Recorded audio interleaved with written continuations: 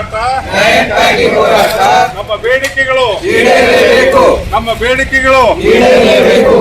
ಬೇಡಿಕೆಗಳು ನ್ಯಾಯ ಬೇಕು, ಬೇಕೇ ಬೇಕು, ನ್ಯಾಯ ಬೇಕು, ನಮ್ಮ ಬೇಡಿಕೆಗಳು ಈಡೇರಲೇಬೇಕು, ನಮ್ಮ ಬೇಡಿಕೆಗಳು ಈಡೇರಲೇಬೇಕು, ನಮ್ಮ ಬೇಡಿಕೆಗಳು ಈಡೇರಲೇಬೇಕು.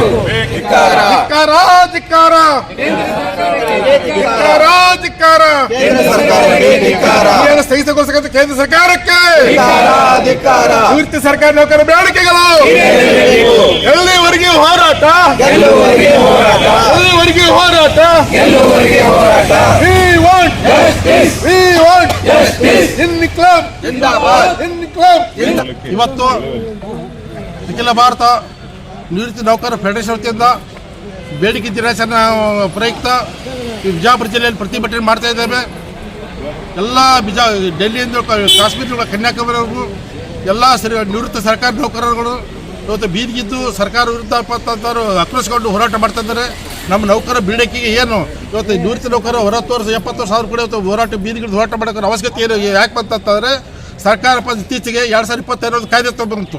ಆ ಕಾಯ್ದೆ ಪ್ರಕಾರ ಸ್ಥಗಿತ ಡಿ ಎನ ಆರ್ಥಿಕ ನಮಗೆ ಪ್ರತಿ ವರ್ಷಕ್ಕೊಂದ್ಸಲ 2 ಸಲ ಡೇ ಕೊಡ್ತಾರೆ. 2 ಸಲ ಡೇ ಕೊಡೋ ಮುಖಾಂತರ ನೌಕರರಿಗೆ ಈ ಬೆಲೆ ಸೂಚಕ ಅನುಗುಣವಾಗಿ ಅದ್ರ ಬೇಡಿಕೆ ಬೆಲೆ ಸೂಚಕ ಅನುಗುಣವಾಗಿ ಆರ್ಥಿಕ ಮಟ್ಟವನ್ನು ಸ್ಥಿರಗೊಳಿಸುವ ಸಂಬಂಧ ಡಿ ಕೊಡ್ತಾರೆ. ಆ ಡಿ ಏನಪ್ಪ ಅಂತಾರೆ ಈ ಕೇಂದ್ರ ಸರ್ಕಾರ ಸ್ಥಗಿತಗೊಳಿಸ ಕಾಯ್ದೆ ತಂದರು. ಈ ಸ್ಥಗಿತಗೊಳಿಸಬೇಕಂತ ಆರ್ಥಿಕ ನಷ್ಟ ಆಗುತ್ತೆ. ಈಗ ಏನು ಪೆನ್ಷನ್ ತೆಗೆದುಕೊತಾರೆ ಅದಕ್ಕೆ ಸ್ಟಿಕನ್ ಆಗ್ಬಿಡ್ತದೆ. ಸಾಯುವವರೆಗೆ ಅಷ್ಟೇ ಪೆನ್ಷನ್ ತಗೋಬೇಕು. ಈ ಒಂದು ಡಿಮ್ಯಾಂಡ್ದಿಂದ ಇಡೀ ರಾಷ್ಟ್ರೀಯ ಮಟ್ಟದಲ್ಲಿ ನಿವೃತ್ತ ಸರ್ಕಾರವನ್ನು ಬಹಳ ಆಕ್ರೋಶಗೊಂಡಿದ್ದಾರೆ, ಮಾನಸಿಕವಾಗಿ ನೊಂದಿದ್ದಾರೆ. ಈ ಆಕ್ರೋಶ ಮುಖಾಂತರ ಸರ್ಕಾರ ನೌಕರು ಬೀದಿಗಿಳಿದಪ್ಪ ಸರ್ಕಾರ ವಿರುದ್ಧ ಘೋಷಣೆ ಹೋಗುವಂತ ಹೋರಾಟ ಮಾಡ್ತಾ ಇದ್ವಿ. ಈ ಒಂದು ಕಾಯ್ದೆ ಕೂಡ ರದ್ದುಗೊಳಿಸಬೇಕು. ನಿವೃತ್ತಿ ನಂತರ ಸರ್ಕಾರ ಪತ್ತಾರೆ ಕೇಂದ್ರ ಸರ್ಕಾರ ಘನತೆ ಬದುಕಿಸಲಿಕ್ಕೆ ಇನ್ನೂ ಹೆಚ್ಚು ಸೌಲಭ್ಯ ಕೊಡಬೇಕು. ಆದ್ರೆ ಊಟ ಸರ್ಕಾರ ಇವರು ಆದ್ರೆ ಪೆನ್ಷನ್ ಅಷ್ಟೇ ಸಹಿಸಿಕೊಡ್ಬೇಕಂತ ಆರ್ಥಿಕ ಅಭದ್ರತೆ ಉಂಟು ಮಾಡಿದ್ರು. ಆರ್ಥಿಕ ಅಭದ್ರತೆ ಅಂತಾರೆ ಜನ ಜೀವನ ಮಟ್ಟ ಕುಸಿತಾ ಇದೆ. ಈ ಒಂದು ಬೆಲೆ ಏರಿಕೆ ಸೂಚಕವಾಗಿ ಕೇಂದ್ರ ಸರ್ಕಾರ ಕಾಯ್ದೆ ರದ್ದುಗೊಳಿಸಿ ನಮಗೆ ಏನು ರೆಗ್ಯುಲರ್ ಆಗಿ ಸರ್ಕಾರ ನೌಕರಿ ಪೆನ್ಷನ್ ಕೊಡ್ತಾರೆ ಅದೇ ರೀತಿ ನಮಗೂ ಕೂಡ ರೆಗ್ಯುಲರ್ ಸರ್ಕಾರ ಸಿಂಪಡಣೆ ಕೊಡ್ತಾರೆ. ಆ ಪ್ರಕಾರ ಡಿ.ಎ ಕೂಡ ಜಾಸ್ತಿಗೊಳಿಸಬೇಕು ಅಂತಕ್ಕಂಥ ಈ ಮೂಲಕ ಆಗ್ರಹ ಪಡ್ತಾ ಇದ್ದೀನಿ. ಜೊತೆಗೆ ಇನ್ನೂ ಡಿಮ್ಯಾಂಡ್ ಅಂತಾರೆ. ನಮ್ಮ ಇನ್ನೊಂದು ಹೊಸ ಡಿಮ್ಯಾಂಡ್ ಅಂತಾರೆ. ಸುಮಾರು 10 ಡಿಮ್ಯಾಂಡ್ ಮೊನ್ನೆ ಕುರುಕ್ಷೇತ್ರದಲ್ಲಿ ನಡೆದಂಥ ಸಂದರ್ಭದಲ್ಲಿ ನಾವು ಸುಮಾರು 10 ಡಿಮ್ಯಾಂಡ್ ಇಟ್ಕೊಂಡು ಇಡೀ ರಾಷ್ಟ್ರೀಯ ಕಾರ್ಡ್ ಕೊಟ್ಟಿದ್ದಾರೆ.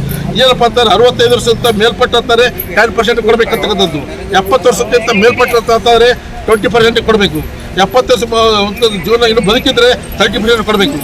ಆಮೇಲೆ 80 ವರ್ಷಕ್ಕಿಂತ 80 ವರ್ಷ ಆದ ನಂತರ 50% ಬೇಸಿಕ್ ಸ್ಯಾಟ್ ಕೊಡಬೇಕು. ಆಮೇಲೆ 85-90 ವರ್ಷ ಅಂತಾದರೆ ಸುಮಾರು 100% ಕೊಡಬೇಕು. 90 ನಂತರ 100% ಕೊಡ್ಬೇಕಂತಕ್ಕಂಥದ್ದು. ಆದರೆ 60 ವರ್ಷಕ್ಕೆ 60 ವರ್ಷ ಎಷ್ಟೋ ಕಾಯ್ದೆ ಬಂದು ಸತ್ತೋಗ್ತೀವಿ. ಆದರೆ ಅವರ ಆಯುಷ್ಯ ಗಟ್ಟಿರ್ತಾರೆ, ಆರ್ಥಿಕವಾಗಿ ಭದ್ರತಿರ್ತಾರೆ. ಈ ಒಂದು ಜಾಸ್ತಿ ಮಾಡಬೇಕಂದ್ರೆ ನೌಕರಿಗೆ ಮೆಡಿಕಲ್ ಅಲೋಸ್ ನಮ್ಗೆ ಈಸಿಯಾಗಿ ಸಿಗುತ್ತೆ. ಈ ನಮ್ಮ ಮೆಡಿಕಲ್ ಅಲೋಸ್ ಅದು ಪಡ್ಕೊಳ್ಳೋಕೆ ಅನುಕೂಲ ಆಗುತ್ತೆ. ಅದಕ್ಕೆ ವೈದ್ಯಕೀಯ ಸೌಲಭ್ಯ ಪಡ್ಕೊಳ್ಳೋಕೆ ಈ ರೀತಿಯಲ್ಲಿ ಕೊಡಬೇಕಂತಕ್ಕಂಥ ನಮ್ಮ ಡಿಮ್ಯಾಂಡ್ ಅದ. ಜೊತೆಗೆ ಅಂತಂದರೆ ಹಿರಿಯ ನಾಗರಿಕ ಅಂತಾರೆ ರಿಯಾಯಿತಿ ಕೊಡಬೇಕು. ಸರ್ಕಾರಿ ಬಸ್ಸಿನಲ್ಲಿ ಆಗಿರ್ಬೋದು, ಓಲೋ ಬಸ್ಸಲ್ಲಿ ಆಗಿರ್ಬೋದು, ಕೋವಿಡ್ ಬಸ್ಸಲ್ಲಿ ಆಗಿರ್ಬೋದು, ಆಮೇಲೆ ಟ್ರೈನ್ ಆಗಿರ್ಬೋದು, ಆಮೇಲೆ ಇದು ಫ್ಲೈಟ್ ವಿಮಾನದಲ್ಲಿ ಆಗಿರ್ಬೋದು. ಯಾಕೆ ವಯಸ್ಸಾದ ನಡೆದಾಡಕ್ಕೆ ಕಷ್ಟ ಐತಿ. BP, ಶುಗರ್, ಕಿಡ್ನಿ ಹಲವಾರು ಸಮಸ್ಯೆಗಳು ರೋಗ ಇರ್ತವೆ. ಆ ಒಂದು ನೀತಿಯಾಗಿ ಸರ್ಕಾರ ಇಡೀ ದೇಶ ಸುತ್ತಾಡಬೇಕಲ್ಲ. ನಾವು ಇಡೀ ಕುಟುಂಬ ಸಲುವಾಗಿ ನಾವು ಜೀವನ ದಾರಿ ಇರ್ತೀವಿ. ನಿವೃತ್ತಿ ನಂತರ ನಮ್ಮ ಇಡೀ ದೇಶ ನೋಡಬೇಕು. ನಮ್ಮ ದೇಶ ಯಾವ ರೀತಿ ಅಂತಕ್ಕಂಥ ಹಿನ್ನೆಲೆಯಲ್ಲಿ ನಮ್ಮ ನಿವೃತ್ತಿ ನಂತರ ಘನತೆ ಬದುಕು ಸಾಗಿಸಲಿಕ್ಕೆ ರಿಯಾಯಿತಿ ಕೊಡೋರ ಮುಖಾಂತರ ನಿವೃತ್ತಿ ಪ್ರಯಾಣ ವೆಚ್ಚ ಕಡಿಮೆ ಮಾಡೋ ಮುಖಾಂತರ ನೌಕರಿಗೆ ಅಂತಾರೆ ಇಡೀ ಪ್ರಯಾಣ ಕುಟುಂಬ ಸಮೇತವಾಗಿ ಪ್ರಯಾಣ ಮಾಡ್ಕೊಳ್ಳೋಕ್ಕೆ ರಿಯಾಯಿತಿ ಕೊಡಬೇಕಂತಕ್ಕಂಥ ಡಿಮ್ಯಾಂಡ್ ಇವೆ. ಸೊ ಅದ್ರ ಜೊತೆಗೆ ಕೋವಿಡ್-19 ಸಂದರ್ಭದಲ್ಲಿ ಸರ್ಕಾರ ಇವಾಗ ಎಷ್ಟೋ ಕೆಲವು ಜನ ಸರ್ಕಾರ ನೌಕರು ಬರ್ಸ್ಬಿಟ್ಟಿದ್ದಾರೆ. ಅವರು ಕೋವಿಡ್-19 ಸೇವೆ ಸಲ್ಲಿಸಿದಾಗ ಎಷ್ಟೋ ಜನ ಪ್ರಾರಂಭ ಸತ್ತೋಗಿದ್ದಾರೆ ಜನ. ಆ ಸಂದರ್ಭದಲ್ಲಿ DNF ಅಂತ 18 ಕನ್ನಡದಲ್ಲಿ ಕೊಟ್ಟಿದ್ದಾರೆ, ಕೆಲವು ಸ್ಟೇಟ್ನಲ್ಲಿ ಕೊಟ್ಟಿದ್ದಾರೆ. ಆ ರೀತಿಯಲ್ಲಿ ನಮ್ಮ ಕನ್ನಡದಲ್ಲಿ ಕೂಡ ಕೋವಿಡ್-19 ನಂತರದಲ್ಲಿ ಏನು ಮುಟ್ಟುಗೋಲು ಹಾಕಿದ್ರೆ ಅದೇ ರೀತಿ ಸುಟ್ಟಿ ಮತ್ತೆ ಪುನರಾಗಿ ನಮಗೆ ಕೊಡಬೇಕಂತ ಡಿಮ್ಯಾಂಡ್ ಇದೆ. ಸೊ ಎಲ್ಲ ಡಿಮ್ಯಾಂಡ್ ಇಟ್ಕೊಂಡು ಆಮೇಲೆ ಜೊತೆಗೆ ಕಾಂಪಿಟೇಷನ್ 15 ವರ್ಷ ಆದ ನಂತರ ನಮ್ಮ ಕಾಂಪಿಟೇಷನ್ ಕೊಡ್ತಾರೆ. ಅದನ್ನೇ 11 ವರ್ಷಕ್ಕೆ ಅಂತಂದ್ರೆ ನಿಲ್ಲಿಸ್ಬೇಕಂತ ಇದು ಅನುಕೂಲ ಆಗುತ್ತೆ. ಯಾಕಂತಾರೆ ಈ 70 ವರ್ಷ ನಂತರ ಎಷ್ಟು ಜನ ಬದುಕುತ್ತೆ ಒಂದು ಗ್ಯಾರಂಟಿಯಲ್ಲಿ. ಈಗ ರಾತ್ರಿ ಮಲ್ಕೊಡ್ತಾರೆ, ಬೆಳಗ್ಗೆ ಸತ್ತೋಗ್ಬಿಡ್ತಾರೆ. ಈ ಮನುಷ್ಯನ ಆಯುಷ್ಯ ಕಡಿಮೆ ಆಗ್ತಾ ಇದೆ. ಆ ಹಿನ್ನೆಲೆ ಏನಪ್ಪ ಅಂತಾರೆ ನಮಗೆ 11 ವರ್ಷ ಗಳಿಸಬೇಕು ಅಂತಕ್ಕಂಥದ್ದು. ಆಮೇಲೆ ಜೊತೆಗೆ ಕಾರ್ಮಿಕ ಕಾಯ್ದೆ ಜಾರಿ ತಂದರೆ ಕೇಂದ್ರ ಸರ್ಕಾರ ನಾಲ್ಕು ಕಾರ್ಮಿಕ ನೀತಿ ಏನಪ್ಪ ಅಂತ ಇಡೀ ಅದ್ರ ವಿರುದ್ಧವಾಗಿ ಈಗಾಗಲೇ ರಾಷ್ಟ್ರಾದ್ಯಂತ ಕಾರ್ಮಿಕರು ನೌಕರರೆಲ್ಲ ಪ್ರತಿಭಟನೆ ಮಾಡಿದ್ದಾರೆ. ಆ ಹಿನ್ನೆಲೆ ಇದರ ಕೂಡ ಇದ್ರ ಜೊತೆ ನಮ್ಮ ಡಿಮ್ಯಾಂಡ್ ಅದ. ಯಾಕಂದ್ರೆ ನಾವು ಯಾವುದೇ ಒಂದು ಆರ್ಥಿಕ ಸಮಸ್ಯೆ ನಾವು ಏಳಿಸ್ಬೇಕಾದ್ರೆ ಸರ್ಕಾರಕ್ಕೆ ಮುಗಿ ಪತ್ರ ಕೊಡಬೇಕಾಗುತ್ತೆ, ಪ್ರತಿಭಟನೆ ಮಾಡಬೇಕಾಗುತ್ತೆ, ಚಳವಳಿ ಮಾಡಬೇಕಾಗುತ್ತೆ, ಧರಣಿ ಮಾಡಬೇಕಾಗುತ್ತೆ.